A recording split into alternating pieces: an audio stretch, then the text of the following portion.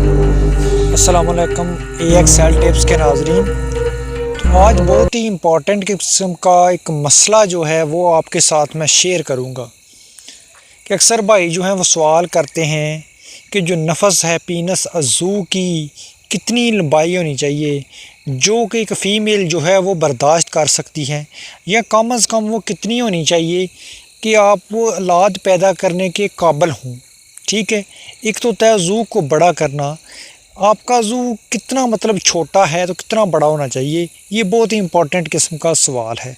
चलिए आज मैं बता देता हूँ कि ये कितना होना चाहिए, कम से कम कितना होना चाहिए, ज़्यादा से ज़्यादा कितना होना चाहिए। जल्दी से इस चैनल को सब्सक्राइब करें, साथ में बेल को प्रेस करके ऑल के ऊपर ज़रूर क्लिक कर दें।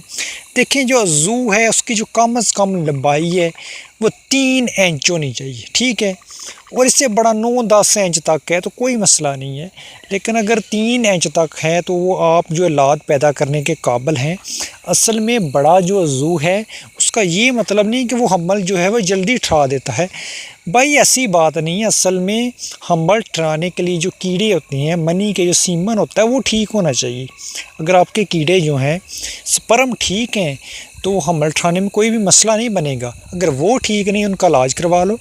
बाकी अगर मर्दाना कमज़ोरी, अगर नफस कमज़ोर है, अगर आप अपने नफस को बड़ा करना चाहते हैं, इसी चैनल के ऊपर मैंने 50 से ज़ायद वीडियो अपलोड करके उसकी प्लेलिस्ट बना दी थी।